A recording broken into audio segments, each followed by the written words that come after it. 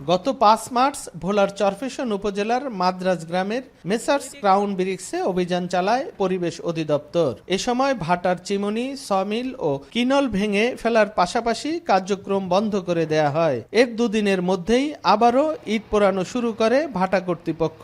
Crown ব্রিক্সের সঙ্গে একই দিনে জরিমানা করা হয় একই এলাকার মেসার্স সততা ব্রিক্স, আনিশা ব্রিক্স, শর্মান ব্রিক্স ও মধুমতি ব্রিক্সকে। নিয়ম নীতি বা সরকারি আদেশ কোনোটাই মানছে না ভোলার ইটভাটা মালিকরা। ১৭ মার্চের মধ্যে অবৈধ সব ইটভাটা বন্ধে উচ্চ আদালতের নির্দেশও উপেক্ষা করছেন তারা। এ নিয়ে নানা অজুহাত অভিযুক্ত মালিক পক্ষের। আমরা অল্প কিছু ইট ফুরার জন্যই ইয়ে করতেছি। এখন বললা গেছে, ঠিক আছে।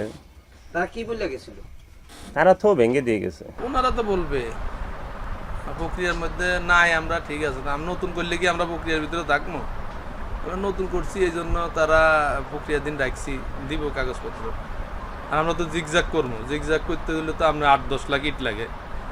যত ব্রিক ফিল হয়েছে সবাই ৮-১০ লাখ ইট এইভাবে তৈরি করে ব্রিক ফিল করছে। পরিবেশ অধিদপ্তরের তথ্য মতে জেলায় মোট ১০৯টি ইটভাটা রয়েছে। এর মধ্যে ২৭টির কোনো বৈধ কাগজপত্র নেই। এছাড়া বেশিরভাগ প্রতিষ্ঠানেই পোড়ানো হচ্ছে কাঠ। কালো ধোঁয়ায় মারাত্মক পরিবেশ দূষণের কবলে আশপাশের এলাকা।